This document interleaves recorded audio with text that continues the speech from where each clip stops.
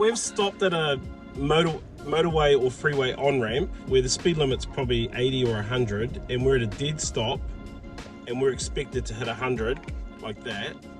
And there's a Mercedes-Benz that just did it. Oh, here we go, here we go. Here's our gap. That was our on-ramp. Like, that's it. It is in charge of Spain, and he has organised a day for us today. Lloyd, what are we up to today? Today is the bridge day.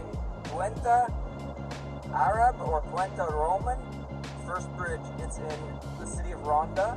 Second bridge is the old bridge or Puente Viejo.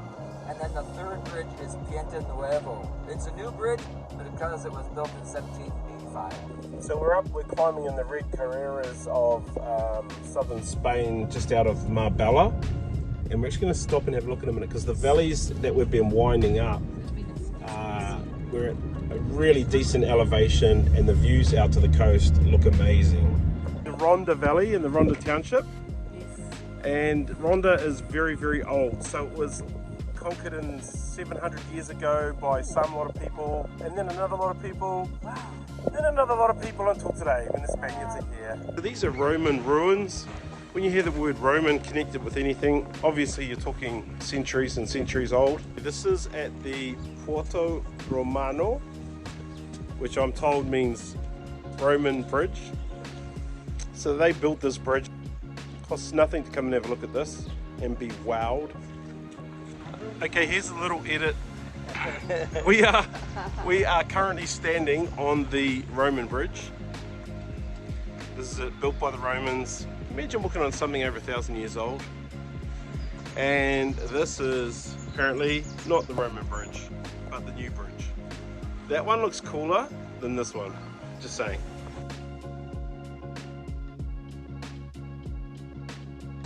Okay, we are in downtown Ronda now. This is a beautiful little Spanish city up in the mountains. Oh my gosh, there are tourists everywhere. And behind us is the historic bullfighting ring. Let's go and check that out. Keen to see it. It's about €9, $20 NZ. Don't know if I'm that keen. If they were bullfighting, I would. This is a very touristy town, we've realised. Well, when we first approached it, it was very old and quaint and not many people. Then we crossed a bridge and it just went crazy with people. Traffic, people everywhere, and we've realised that behind us over here there's a heap of groups of what I would call gap at 80 tourists. They'll have their iPads out in a minute. Hello. If you're in your 40s, think about when you're in your 50s and your kids have left home, and you can just pop yourself up in the Spanish mountains in a busy square and just have a quiet hot chocolate. Tell me about your hot chocolate, Danielle. It's really different from what we have at home or anywhere else I've been. It is actual chocolate, thick, hot chocolate. So one of the main reasons you'll come to Ronda is for the bridges. We've seen two. We've seen the Roman bridge, well, it's actually the Arab bridge. And we've seen the, which other bridge, bro? Puente Viejo. We've seen Puente Nuevo, and now we're off to the new bridge, which everybody's there, funny enough. Not sure how you feel about heights.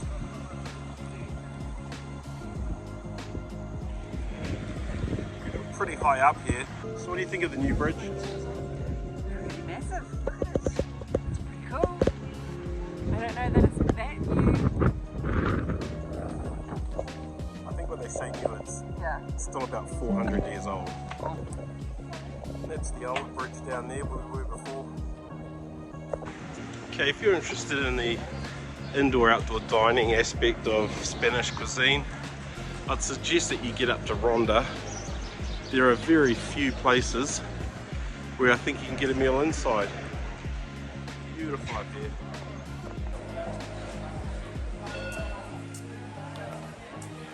Let's go and see what this stuff here is. I'm told it might be ancient ham. So I've just bought a bun, a baguette. Hanging on the back wall there are hams that have been curing for between 12 months and 3 years. So I've just got myself a baguette with some 3-year-old ham. Hope it's going to be okay. I'm not sure if you can see that. I don't know if Danielle will have a bite of this or not. But here we go.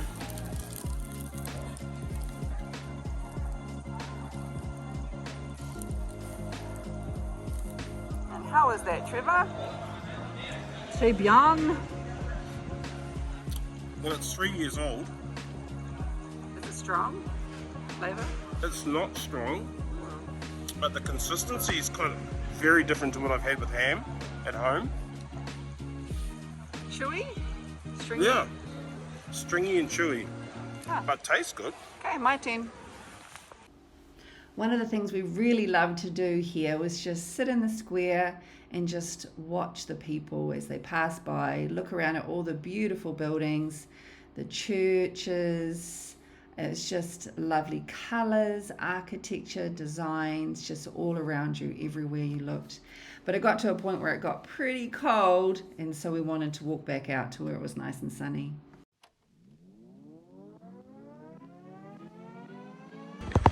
So we're back in Heights.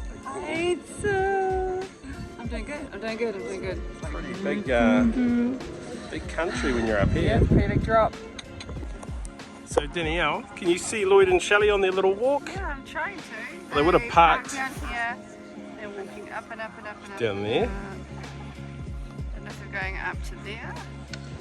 We should probably confess that we're back at a square, having our second hot chocolate of the day.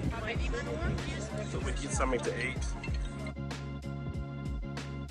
So this is one of the places that we wanted to come and check out today. It's called Setenil Bodegas, we think. Which is kind of like cafes and accommodation in the rock face.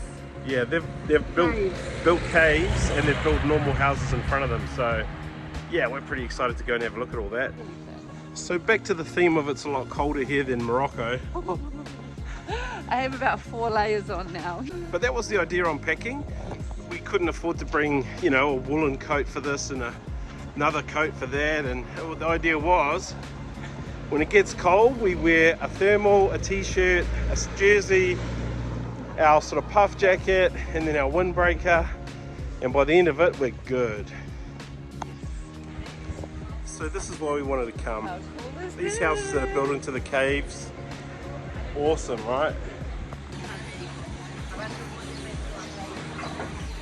So if you have an aversion to things falling on top of you, You may not want to eat here. this might not be your spot.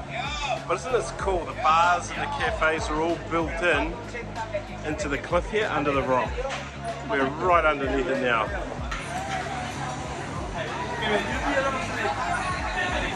This is pretty cool. Haven't seen a setup like this before.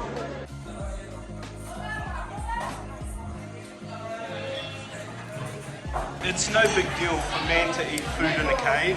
Men have been eating in caves for millions of years. So that's the best dinner I've ever had, eating under a rock. I had the back straps of an Iberian pork. Barbecued, loads of salt. So we're heading away from lunch, and I've got to say, this is the... Lunch at 3, 4 o'clock in the afternoon. You're Lunch. so European, Danielle. Lunch. You're so European. I got to say, this is the good part about our trip. When you have nothing planned, cool things can happen. So we just met a guy a couple of days ago. He said, "What are you doing?" We said, "We don't know." And he goes, "Oh, well, why don't you go and visit this place?" Well, we came today. We went to Ronda and we went to Setenil de Bodega. What a cool day.